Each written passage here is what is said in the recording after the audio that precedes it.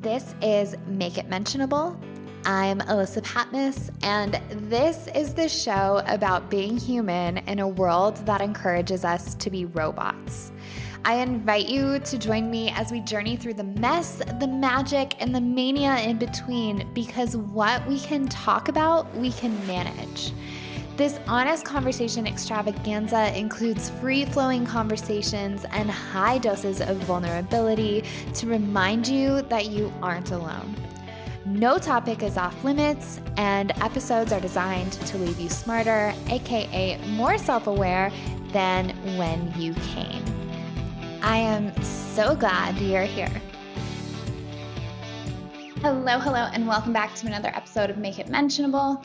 If I can make it through this episode without sneezing 10 times, it will be a miracle, and I'll be very happy with the limited editing that needs to be done.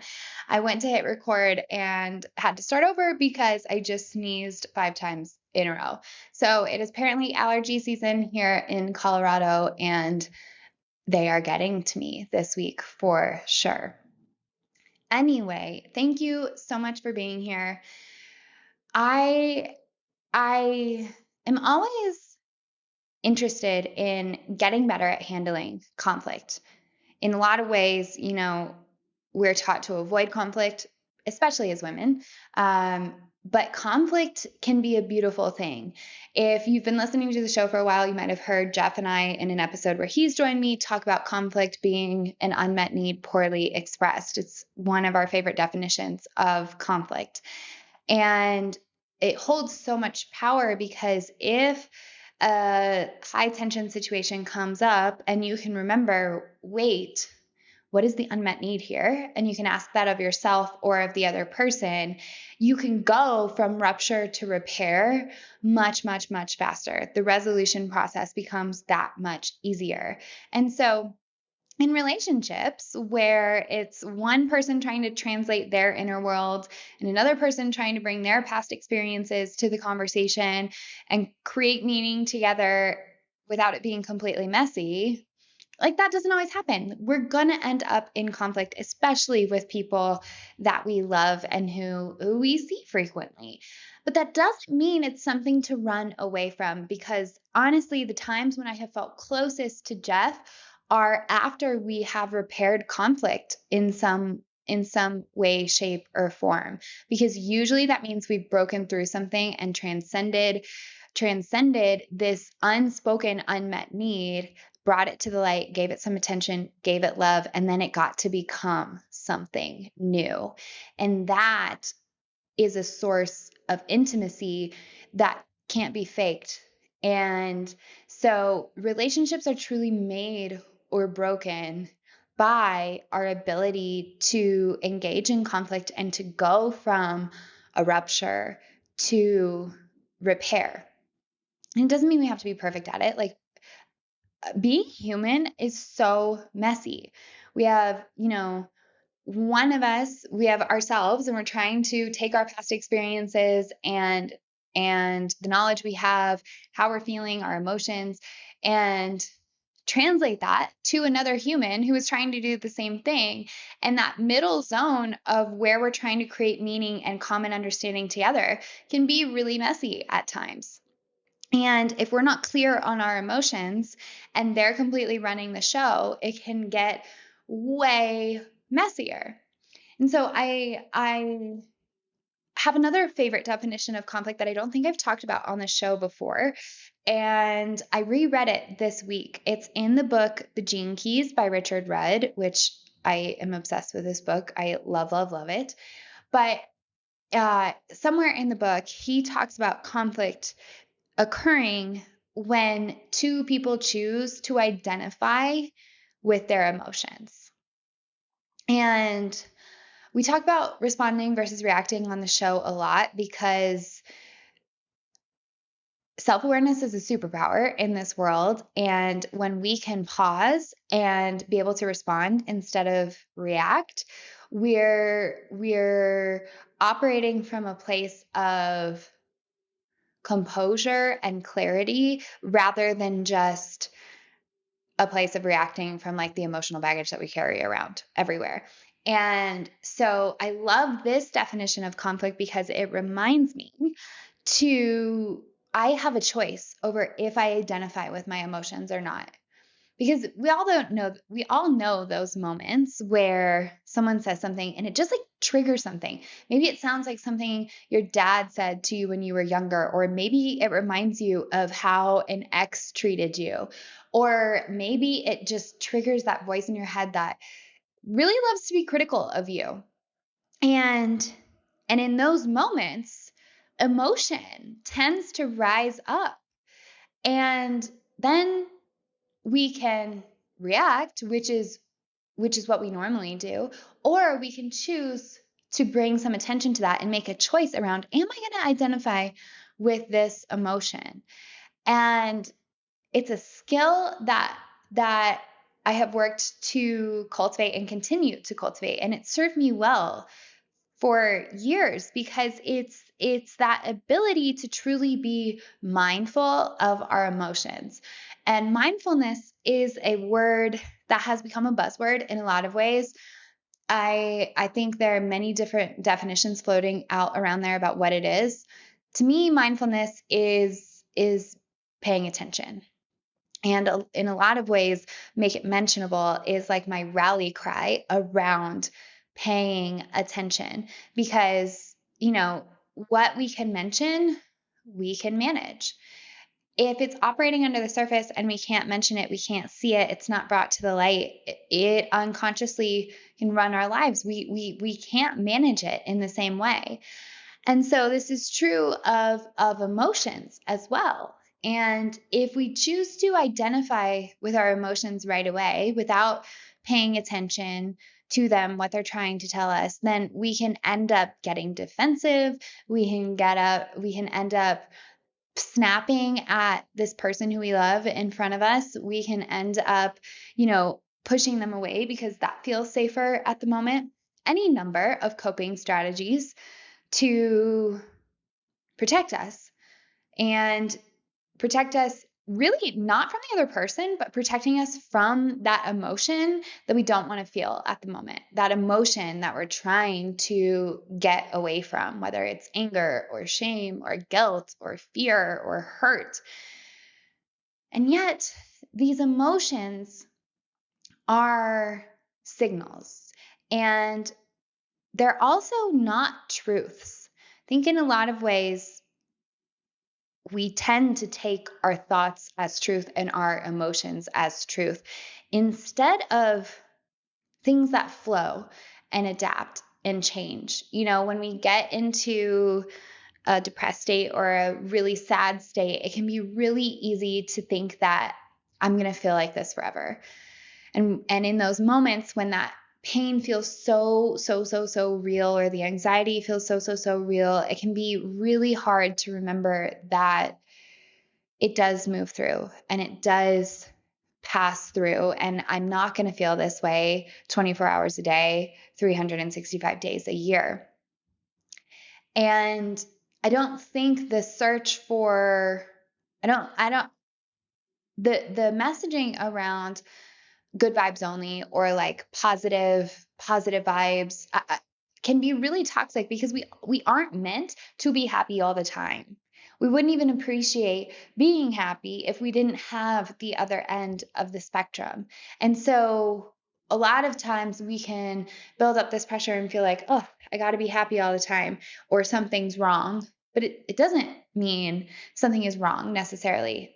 Means we're learning through something. It means we're being told to pay attention to something. Something is wanting our attention. That's what emotions can be in a lot of ways. It's asking us to consider this perspective or to pay attention in some way. But when we pay attention, that's how things begin to flow through us faster rather than just suppressing it. And so when it comes to conflict, when we think about this new definition of conflict, where it's occurring when two people choose to identify with their emotions, if you think about a time, when a high tension conversation came up, there's that moment where you start to feel the emotions coming up and you feel like how you want to snap back or that familiar reaction. And it doesn't seem like there's a choice, but there always is. There is a choice in how we respond. The thing is that sometimes to stop that defensive cycle or to stop the pattern from repeating again, we have to choose to be vulnerable or to do something that feels risky or uncomfortable because it's not the normal way of doing things. I mean, Jeff and I got into a little bit of a conflict the other day, and it was because he said something. I don't even remember what the conflict was about. But what I do remember is he said something and it triggered me, and at first I got defensive. At first I did not practice mindfulness. I just totally identified with my emotion that came up. I was angry. And then it led to him identifying with his emotions, and all of a sudden, like, we're both angry, and that's not helpful. Like, that's not how you get to resolution. Certainly in a route that prioritizes repair. And so in that moment, I had a choice. It was like, okay, wait, I had enough of a voice to recognize this is not actually how I want to be responding. And we all have these younger parts of us that want to be heard. And I could hear enough of a voice where it was like, wait, this isn't what you want. What you actually want is to get this unmet need met. And so how do I want to respond here? And as that voice was coming through, I became clear on what I needed, which was to go get dinner with him alone. And at that point, I could continue either being defensive, or I could say, I could stop how the pattern was going forward, which, can feel like what's the saying? It can feel like eating crow sometimes. But when I did that, when I stopped and were able to say, okay, wait, no, this isn't how I want it to continue. Like, I'm sorry for how I've been reacting. Here's what I need. I need to go to dinner with you alone. And but I feel vulnerable sharing this. Like, I feel vulnerable asking for what I need right now.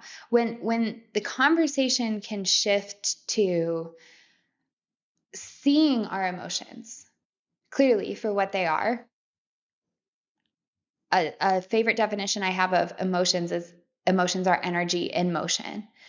And so often we try to block our emotion because of all sorts of messaging, like the messaging around put your big girl pants on, like, don't cry, like, tough it out.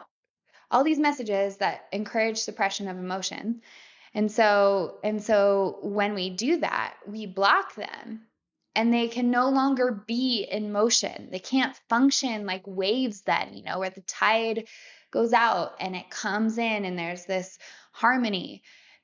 Instead, they get lodged somewhere in our body only to create problems later on in some way, shape, or form. Or at some point they just get shoved down, and then at some point, like, they're going to boil over inevitably. And so if in these moments of conflict where we can sense ourselves going down a defensive path or going down a path where we're trying to protect ourselves, if in those moments we can pay attention, we can put on a mindfulness lens and pay attention and start seeing, like, what emotions are coming up here, and do I actually want to identify with them? The other night, like, I no longer wanted to identify with the defensiveness. Conflict is not meant to be person A against person B. It's person A and person B. And how can we look at conflict as like object C? How can we look at this together and solve it together rather than it being me versus you? But when we're identifying with our emotions, it becomes me versus you very easily, because then we feel the need to protect ourselves. If we can take a step back and be like, wait, this person is actually on my side. The problem is the conflict over here. Do I need to identify with this emotion in the same way? How can I share what this emotion is without feeling the need to protect myself in the same way? Because because the goal then isn't protection. The goal is repair and coming to a resolution that allows the emotion to flow through us and also gets an unmet need expressed out in the open. And then we can come up with a solution, whether individually or together, around how to get that need met, depending on who's bringing it to the table and what it is. And, we all know someone right now who's going through a harder time. And in those moments when emotion feels overwhelming, can be easy to feel like it's never going to go away. And when I can remember that emotions are energy in motion, it gives me the permission to allow them to be there, to not, I don't want to sit in it. Like, I don't want to sit in anger forever, but it allows me to honor the humanness of having anger as an emotion instead of just trying to get rid of it. Similarly, we want to force away sadness. We want to force away hurt. We think it can linger there forever, but sometimes it just needs to be given some light. We need to make it mentionable so that it can transform. We can't transform the patterns if we're just trying to fight them and push them away. Doesn't work, and it inevitably seeps into other areas of our life because it wants to play out. It wants our attention. And so when we can get better at paying attention to these signals in conversation and when we're by ourselves, just in moments of quiet reflection, we're more likely to have peaceful relationships. A peaceful relationship with love is the goal of so many people. But what I find is we can end up in search of peace because we don't always know how to find it within ourselves. We don't always know how to let our emotions flow through us and transform into something else. We don't always remember that they're not permanent. And so we end up wanting to find the perfect peaceful relationship, which does not exist. That is impossible to find.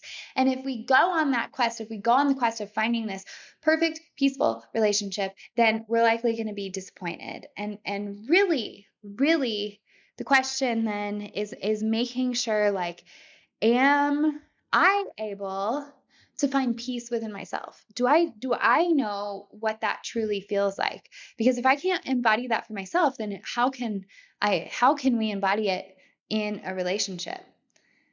Anytime we put something like that outside of ourselves, especially something like peace, freedom, love, there's an opportunity to take a step back and look at, wait, how can I give these things to myself? How can I make sure that I am meeting my own needs? And then being selective in who I'm asking to help me meet other needs. We end up in search of peace because we don't know how to honor our emotions. We don't know how to let them be peaceful. We don't know how to let the wave come and let it go out and then have calmer waters. And so we end up wanting this pressure on our relationships to not be this thing that ever triggers us or that disrupts the peace. But it's in these moments of rupture when we can step back, pay attention to what's going on in a way where we're not identifying with the emotion, that we actually have the opportunity to get to much greater peace, where we actually feel like something has been repaired.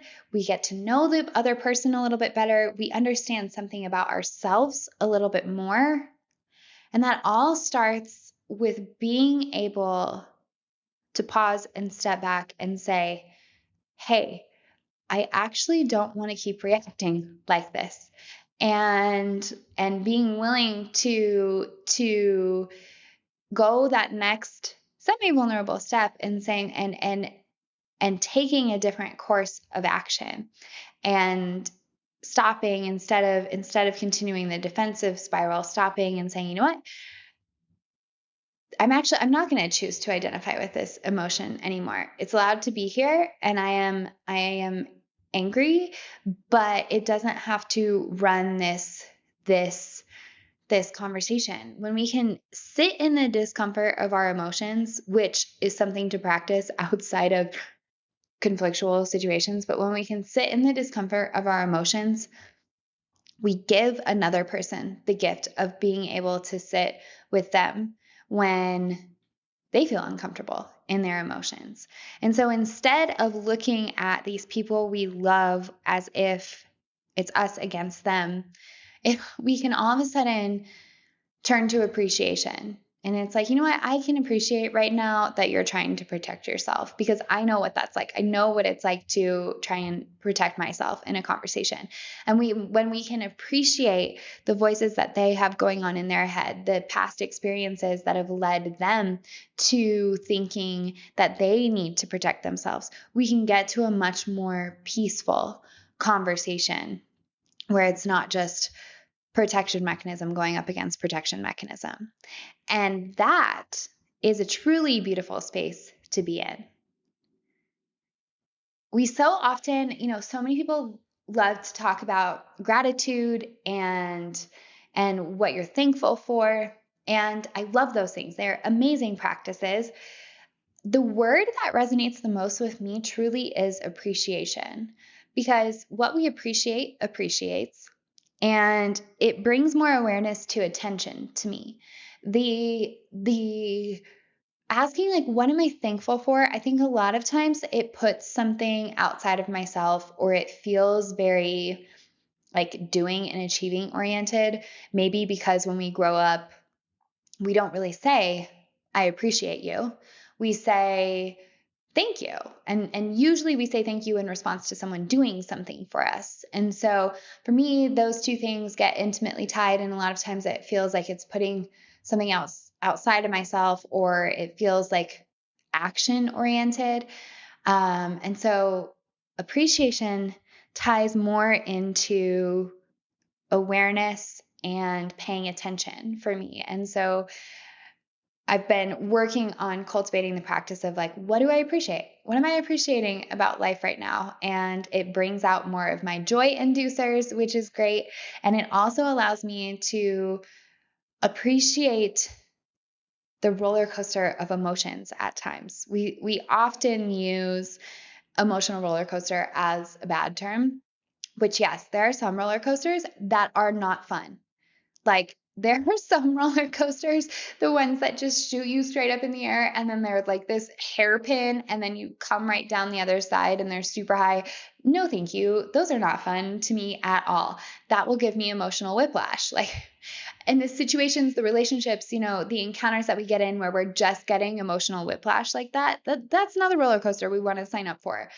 But there are other roller coasters, some of the ones at Disney World, for example, where, like, I love the railroad one at Disney World. I don't remember the name of it, but to me, that is just the most fun, easygoing roller coaster, where it's like the gold mine one. I can't remember the name of it, but it's so chill. Like, there are ups and downs, there are turns, not really twists, but there are turns, and it's you go through a journey.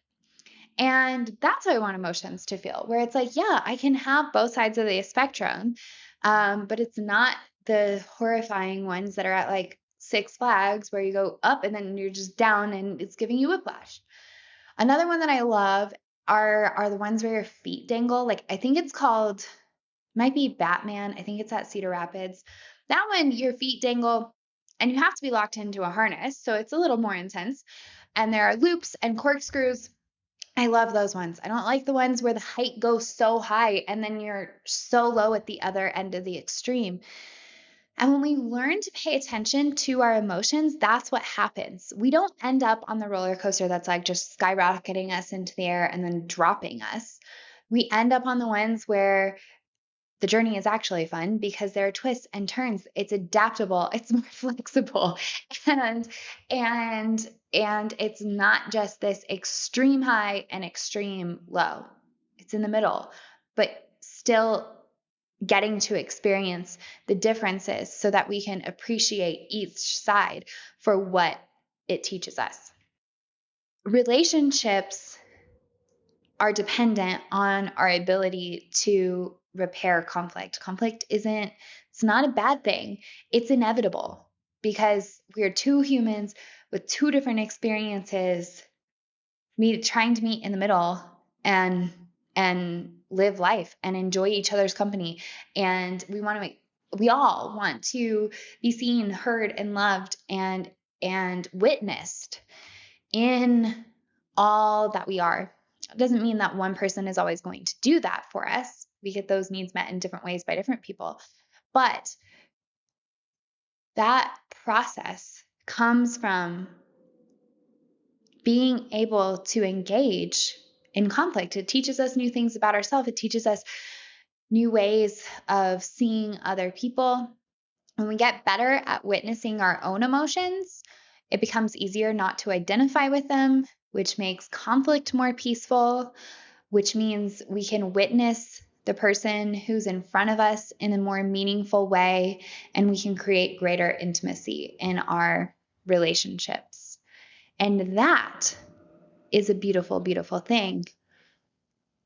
Suppressing emotions is damaging and leads to these tipping points that truly are the causes of disruption in relationships. So if you have liked this conversation, I would love to know. Thank you for tuning in. Thank you for sharing. You can always leave a comment, and I would love it if you would leave a review and a rating of the show. It helps. Every little bit helps. And I will catch you next week. Thank you so much for being here. You've just finished listening to another episode of Make It Mentionable with me, your host, Alyssa Patmos.